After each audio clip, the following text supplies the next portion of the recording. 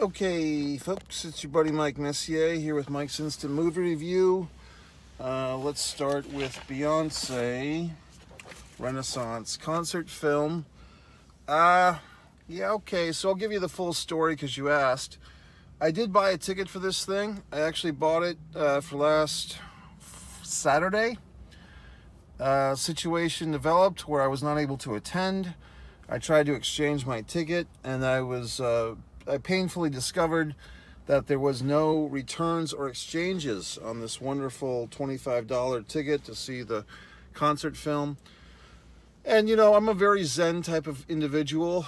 I paid for my ticket. They have this no exchange policy. Circumstances beyond my control prevented me from seeing the film at my appointed time. However, I did go see another film today, and I kind of did the math and the calculations, and I was able to patronage this Beyonce film afterwards and get my ticket value. So I did pay for the ticket, Beyonce, okay, but I did not see it on the appointed time. Now, I've never seen such a thing of this no refunds, no exchanges routine. I'm not sure what's going on with that, why this particular fucking film has this situation, but it's not very fan-friendly, Beyonce, not very friendly to the goddamn beehive. So let's get into this. Should you see it? Should you not? I'm a casual Beyonce fan. I think I have one Destiny's Child CD floating around somewhere. I don't know if I have any Beyonce CDs. I don't think I do, actually. But look, I even liked her in the third Austin Powers movie. I thought she had some potential there as an actress, leading lady. That was a long time ago. And I did watch some type of documentary that was about her. That was J-Lo. Or was that Beyonce? That was, I can't fucking remember. But in any event, so should you see it, should you not? Well, if you're a huge Beyonce fan, I think you should definitely go see it. You'll probably end up buying whatever streaming or owning it in some regard, some type of fashion anyway, no matter what I say. If you're a casual fan, I don't know, to be quite honest with you, because I guess I was expecting more of the hits, more of the songs that I've just heard, all the ladies and all this good stuff, things that I've heard on the radio throughout the years. I only really heard, two songs that I really recognize. The Crazy in Love, which I think it's an awesome song. It's really a great classic. I think not that everyone, but I like that song a lot. One other song that I recognize, a lot of stuff, I guess, is from her new album, which, to be honest with you, I'm not familiar with it. So a lot of this stuff sounded very dancey, techno, disco. In the film, spoilers, as is revealed, we kind of have this thing where there's a lot of cut to the audience, and I don't want to, compare and contrast, but just I think it's kind of natural, just because just a few months ago, less than 2 months ago, was this big release of the Taylor Swift her fucking concert film.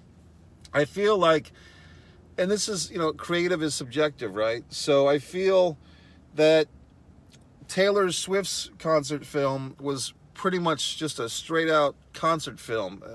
A good deal of it, like it's her talking to the audience, but I think it was all taped at one venue and one night. I believe in I want to, was it Los Angeles or somewhere else that Swift's show was taped. With Beyonce's concert film, I do like the approach that it's taped apparently in many different cities. At least there's many different costumes on stage during the same song, so I'm assuming they ain't run back and forth and just change costumes. I'm assuming it was taped over different nights to get the very best possible takes or the very best possible video. I think that's better. So oddly enough, hold on. I feel like if you were to see these shows live and in person, I kind of think that Beyonce would blow Taylor Swift out of the water. If you're a casual fan, like you don't have a favorite going in between the two ladies, I think Beyonce's show is, from what I saw, just my opinion, more spectacular, bigger costumes. And trust me, Taylor's show is awesome too, but I think, you know, Beyonce's got a show here that's really high-end production values. However, what I don't like about Beyonce's movie, I feel like if Beyonce's movie could take down like the behind the scenes documentary stuff about 25% and give that 25% of the documentary and the verbiage to Taylor's movie, I think they would both be, you know, really perfect. Like, I feel like Taylor's movie was missing some of the behind the scenes stuff, some of the anecdotes, some of the rhetoric, some of the conversation. I feel like that was kind of, you know, person like me, a casual fan, is kind of left out because I'm not getting any meat on my bone of knowledge from Taylor. And I feel like with Beyonce, I got maybe more than I wanted. Okay, so I feel like Beyonce, take a little of your fucking behind the scenes stuff, give it to Taylor, and everybody's happy, especially me. Like I said, creative is subjective. It says at the end credits, produced, directed, and written by Beyonce. Well, very good. I do feel, no offense, Beyonce, I'm sure you're watching my review, that, to be quite honest, it's a little self-congratulatory, and that's fine. But that's great for you. I mean, you know, but it does wear thin after 2 hours and 45 minutes of hearing how you've overcome all these obstacles. Everyone does. I mean, one thing that I saw on Twitter, and this movie's been out for at least a week now, someone on Twitter posted something that was like, in response to this movie, it was someone's tweet that said something like, Beyonce asked for an opening shot, you know, a 35 whatever the fuck foot camera shot, and her crew told her that that wasn't doable, and then she said she Googled it and found it.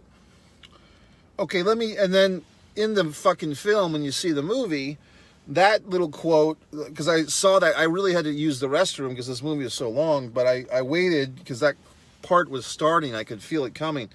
But right before that, it's preceded by Beyonce saying, you know, a black woman in the entertainment industry is always going to have challenges, and sometimes it feels like you always have to repeat everything you say, and everything's a fight and a struggle.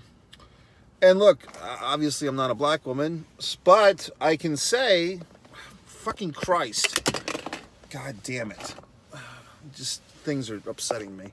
I can say that as a filmmaker, Beyonce, every filmmaker struggles with that. Every film producer, writer, director who's not a techie, as they say, and that's basically me. You know, I write, I direct, but I work with friends or people that I can find to work with. Sometimes they're new friends, sometimes they're longtime friends. It's in a zillionth of the budget, you know, a $10,000 budget at the most for me when I make stuff. But I've worked with people that have thousands of dollars worth of equipment, and they want to do something creative, and they need a script, and I provide it, and I provide the face on the company or whatever.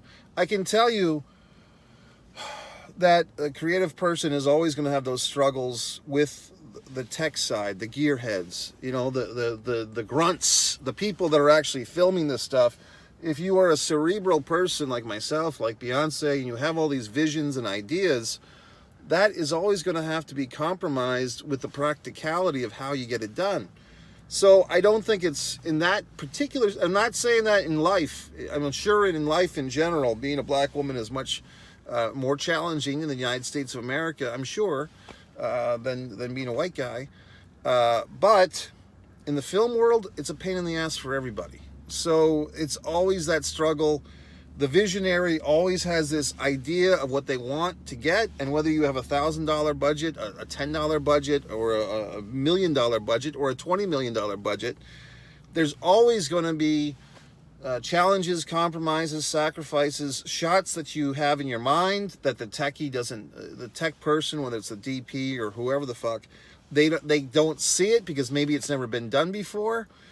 And I don't, and basically the way they edit that little scene is they kind of cut off on Beyonce, say, well, I Googled it and I saw it. Well, they don't allow the people that she's talking to retort. Basically, they probably did say something like, oh, well, maybe blah, blah, blah, blah, blah. Or show us what you found, director, you know? So in this movie, if Beyonce is directing and she's basically shitting on her own crew or shitting on her own relationship with her crew, or to me, that's when you are just blowing up your own ego. Because obviously, if these people, helped you make this movie, or you did make the movie with them, then why are you exposing them as being shitheads? Okay. So anyway, that's just me. When you're basically turning on your own crew, I don't appreciate that. Look, I've been through the goddamned ringer. You can watch Disregard the Vampire Mike Messier documentary, as many of you have already had, and many of you already haven't. But you can see in that documentary, when I had a lead fucking actor quit on me and quit on the production, I didn't make a documentary about his faults as a human being. I made a documentary that showed my own weaknesses as a filmmaker, and I propped other assholes up, and I made myself look like the incompetent one. And why did I do that? For your fucking entertainment, world. So it's, you know what I mean? So I just have a different approach. I'm just more humble.